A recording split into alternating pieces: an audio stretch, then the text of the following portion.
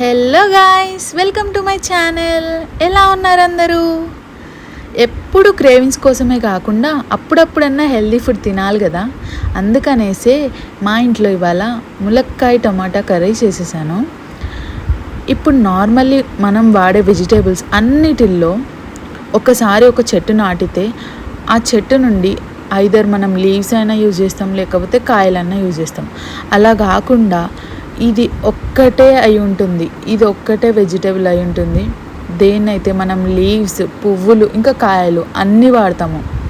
మునక్కాయ చిన్న పిల్లల నుంచి పెద్దవాళ్ళ వరకు ఏజ్డ్ వాళ్ళు కూడా తప్పనిసరిగా తీసుకునే ఒక కర్రీ.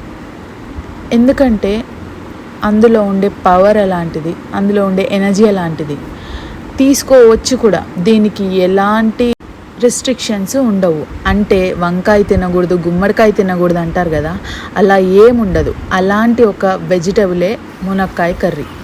సో ఇంకా లేట్ చేయకుండా తొందరగా ఇలా ఒక్కసారి ట్రై చేసి చూడండి. నేను రెసిపీ ఎలా చేశానో డీటెయిల్గా డిస్క్రిప్షన్ మొత్తం స్క్రీన్ పైన మెన్షన్ చేస్తా, ఈచ్ అండ్ ఎవ్రీథింగ్. మ్యాక్సిమం చాలామందికి ఈ రెసిపీ ఐడియా ఉండే ఉంటుంది. అండ్ ఎప్పుడైనా సరే మునక్కాయ అనగానే గుర్తొచ్చేది సాంబారే.